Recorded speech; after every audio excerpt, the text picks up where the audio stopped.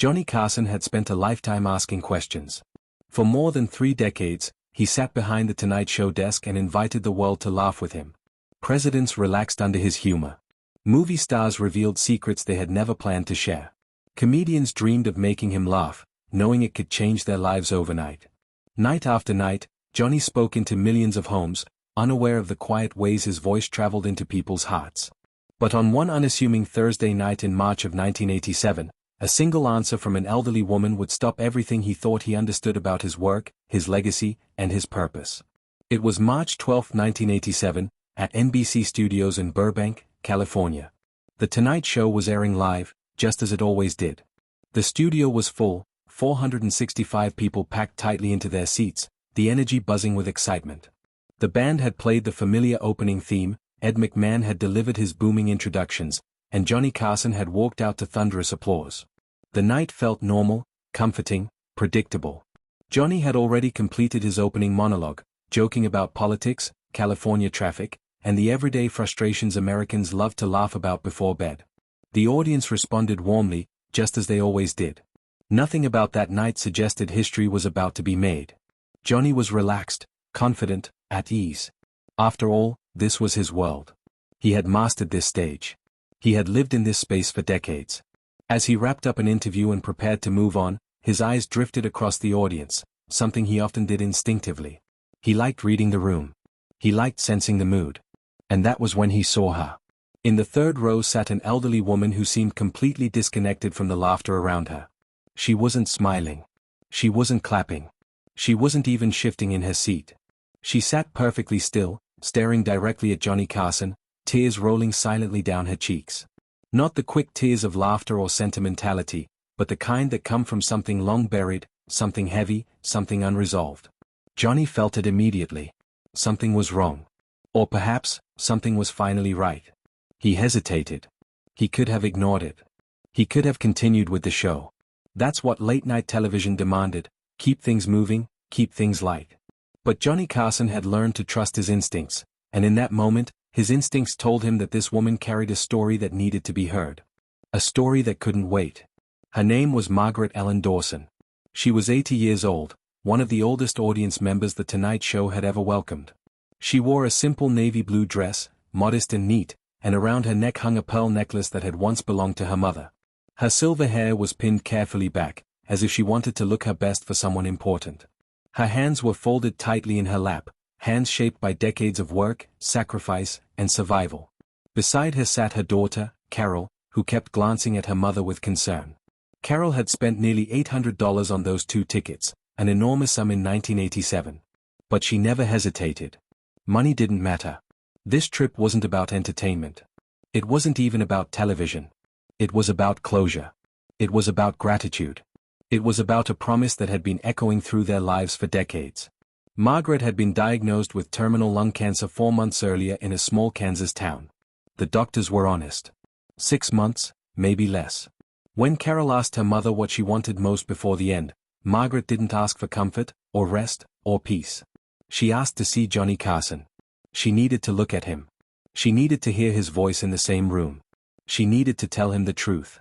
As the commercial break ended and the studio lights brightened again, Johnny glanced back toward the audience. His eyes found Margaret's instantly. He saw her tears. He saw the stillness. He saw a lifetime of emotion waiting just beneath the surface.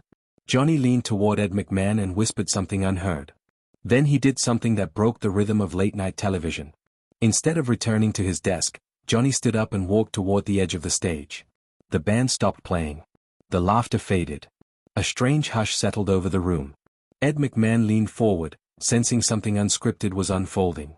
Johnny moved slowly, deliberately, his gaze never leaving Margaret. He said gently, his voice soft but steady, "I can see you've been crying. Are you all right?" The entire audience turned toward her. Margaret tried to speak, but the words wouldn't come. Her lips trembled. She pressed a handkerchief to her eyes and nodded. Johnny didn't move on. He didn't fill the silence with humor. Instead, he sat down on the edge of the stage, his legs dangling, lowering himself to her level, not as a host, but as a listener. "How long have you been watching the show?" he asked. Margaret's voice was quiet but clear. "Every night, Mr. Carson." Every single night since October 1st, 1962. I've never missed one. Johnny smiled, gently amazed. That's 25 years, he said. That's incredible. Then he asked the question that would change everything. Why? Margaret squeezed her daughter's hand. Her knuckles turned white. She inhaled deeply, as if pulling strength from decades of silence.